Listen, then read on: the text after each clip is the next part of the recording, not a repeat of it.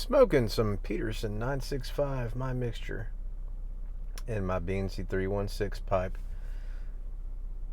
I've pretty much allocated these two Beansy 316 pipes. I call them Beansy 316 pipes. They're Doran pipes, but whatever. The one I did in my beans review, that's like my work pipe. I take that with me every day to work, and then this one is still slightly breaking in. It's just been what I've been smoking when I get off work, when I'm clean.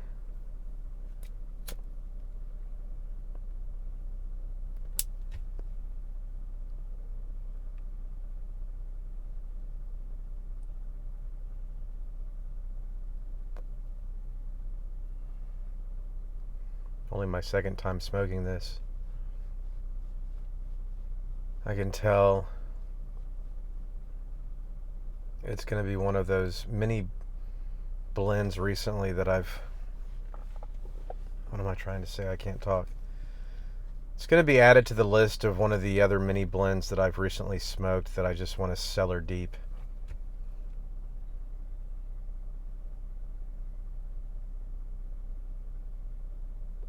It's getting a bit ridiculous though, because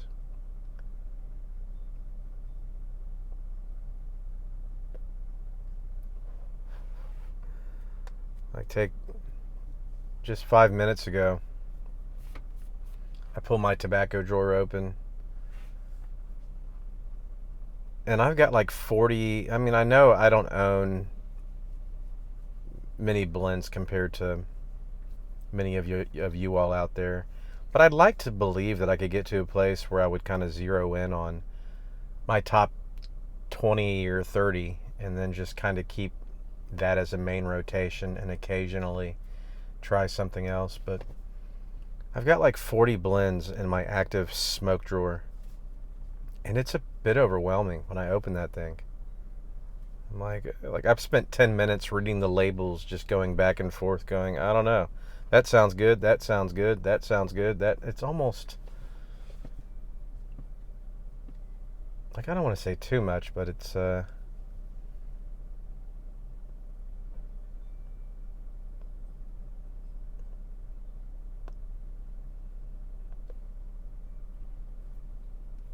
yeah, it is almost too much to some degree.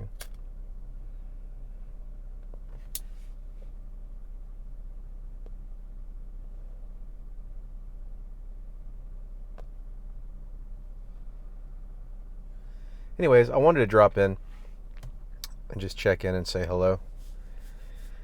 I did actually make an upload Sunday, and I went back and reviewed it for editing purposes, and I just thought it was inconsequential and unnecessary, and I'd like to do at least one video a week. And as a matter of fact, Beans316 was giving out some advice on his last Saturday upload, where I guess because of questions from the audience, people were intrigued as to whether or not they should start their own YTPC channel, and just picking his brain about it. And he had some really good advice, and he said, well, I'll tell you, first off, be yourself. And then he said, secondly, when you start making content, he said, he's like, I've seen it a million times. People come in right out of the gate, they're excited, they're inspired, and they're dropping a video every other day or every day, just dropping content, making content. He goes, man, and I've seen it like a dime a dozen, where people will come into the YTPC, make tons of content, find that they're getting burnt out, and they just disappear completely.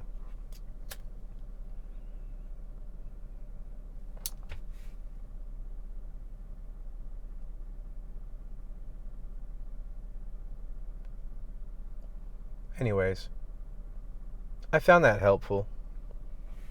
I think that's good advice. And I don't know, I think I'm going to aim for that. A video a week. This is going to be the second week in a row that I'm working 50 hours a week. So I worked 5 10s last week. I need the money. I'll be working 5/10s this week.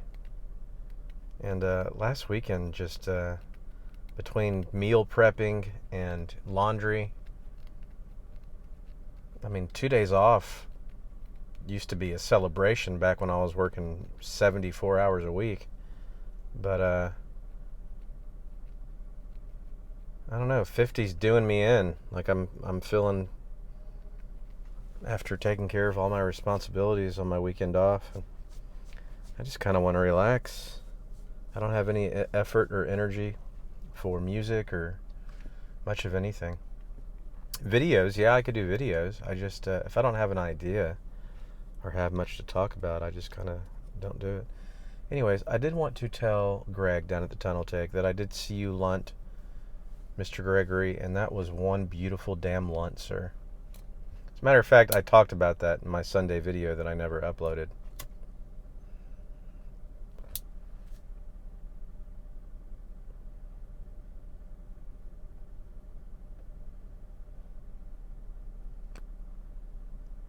I was just in there watching Brody Joe.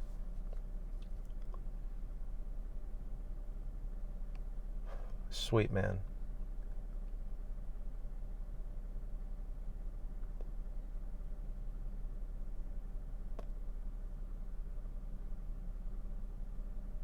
Oh, by the way, if I ever meet any one of y'all in person at some meetup, I'm just going to go ahead and get the expectations out of the way and the preconceptions. I'm 5'4".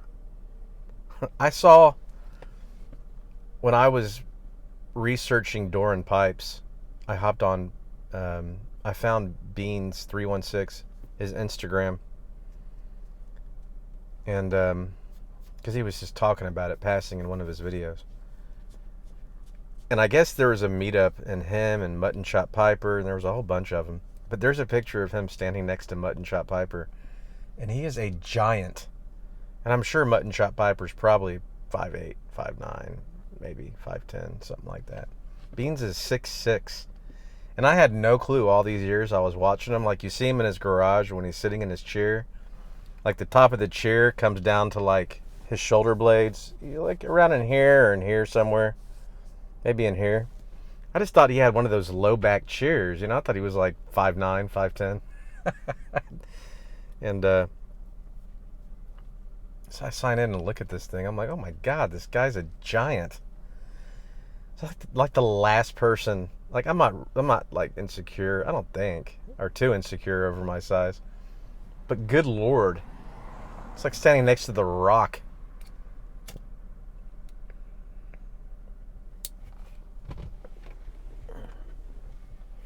I forgot to bring my pipe cleaner, so I got to use one of my used ones from lunch. That's alright. So I'm never going to take a picture with Beans, and if I do, it's going to be like kneecaps up, and I'm going to stand on a box or something.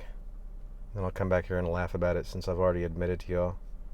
So if I ever meet one of y'all, don't be shocked when I walk through the door and you're like, oh, look, a child with a beard. No, that's just me. Okay?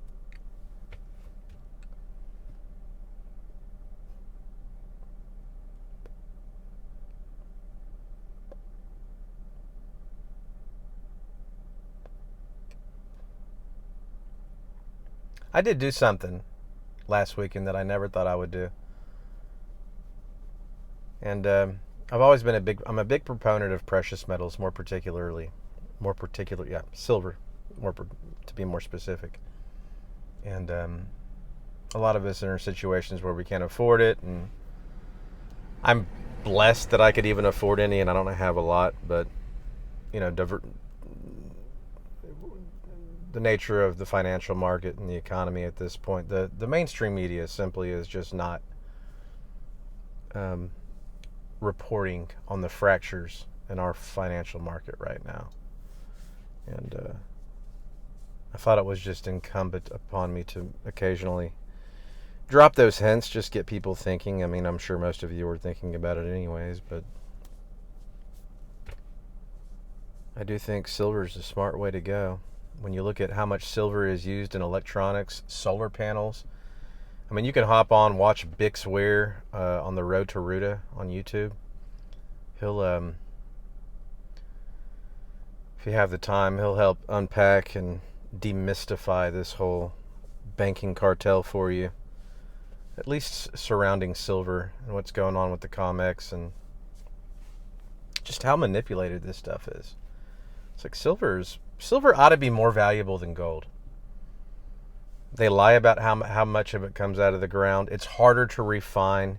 Once you use it in electronics, it's gone. You can't just burn it back down and reuse it, at least not easily. Certainly if it's used as a conductor, it has a lifespan and you cannot burn it back down. But I bought some Iraqi dinar for the first time. Just I see what's going on with bricks. And I thought, I can't afford any more silver. Like, I'm lucky to have what I even have. And I can't afford that. And a part of me wants to try some XRP or XLM. But it's not straightforward with how you go about downloading it. And then you have to buy like a cold wallet where you have to download it to a cold wallet. And I was looking into it for a while and I just steered away from it. But I do think XRP or XLM or both could potentially be very valuable later on. And I feel the same way about the Iraqi dinar. The problem with the Iraqi dinar, the safest thing is silver because it's valuable, it's an asset, it's a commodity, holding tangible silver. But the Iraqi dinar, like I could see that thing going under some kind of revaluation where it goes anywhere between 50 cents to $8, who knows. But then, depending on when that happens, the federal government is going to shut down all local exchanges in the West and say that, don't trade it. Or there's a lot of tax code that goes into all those exchanges. I could see them letting people deposit that stuff in their account and then just taking it from them, repossessing it. I'm a little cynical concerning our federal government.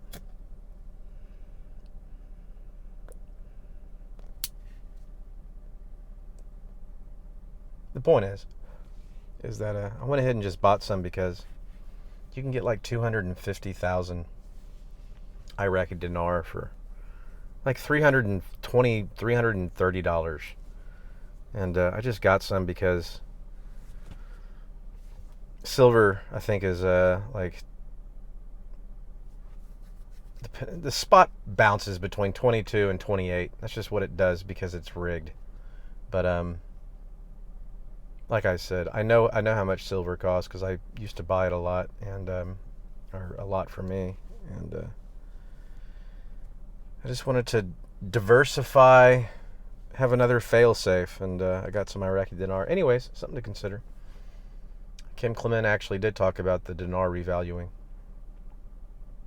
and God blessing his people in Iran. The Iranians. But man, I can babble. It's almost 14 minutes.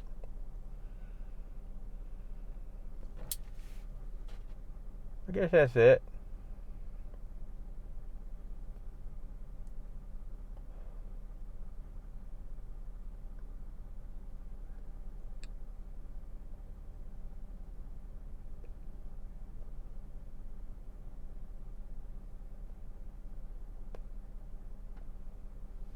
This 965 is growing on me. What isn't? GLP's Quiet Nights I'm loving.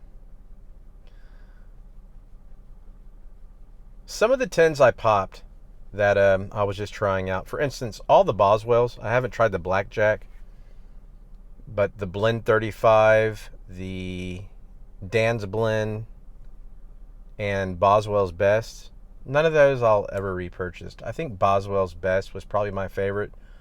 Dan's Blend was peculiar because it got better the more I smoked it in the bowl.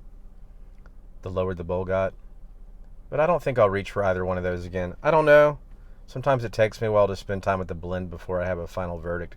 They all had that Boswell's twist or that Boswell's signature. But I get that plenty with Countryside and Northwoods. Like, I don't need any more of that signature. It's going to have to stand out or be unique. So I doubt I'll get those. And then I smoked Cornell and Deal's Awakened Elder. It was very smooth, but it fell flat. It was too one-dimensional. Not enough unique flavor. It was just very bland. It was smooth. I love smooth, but I like rich or unique. Something's got to stand out. Something's got to pop.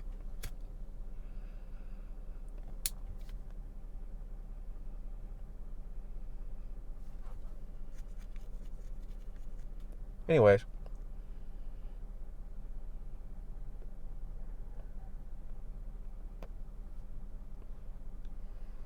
I've been pretty tired. I check up in the YTPC, scan through the videos real quick. I've watched very few. I watched one of Potter Piper's videos. He went and met up, I think, Piper Dave and Uncle Willie, which is cool.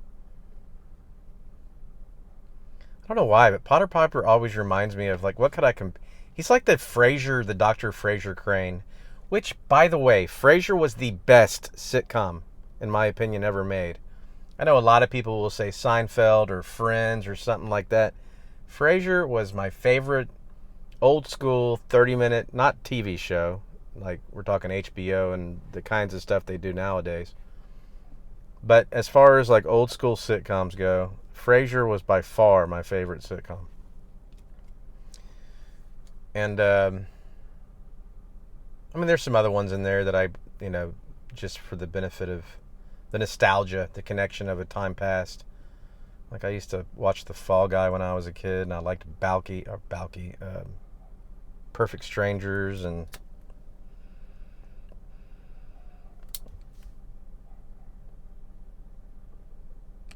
anyways, what do you talk about an attention span problem? For whatever reason, Potter Piper reminds me of like the Dr. Frasier Crane of the YTPC, and there's got to be a better analogy than that or comparison, but it's the best I could come up with. But he has a unique disposition. He has a unique. I don't know. I'll think about it some more. But when I was watching one of his videos, that popped in my head, and I'm just sharing it with you all. Anyways, I'm 17, almost 18 minutes into this video. This is what happens with me.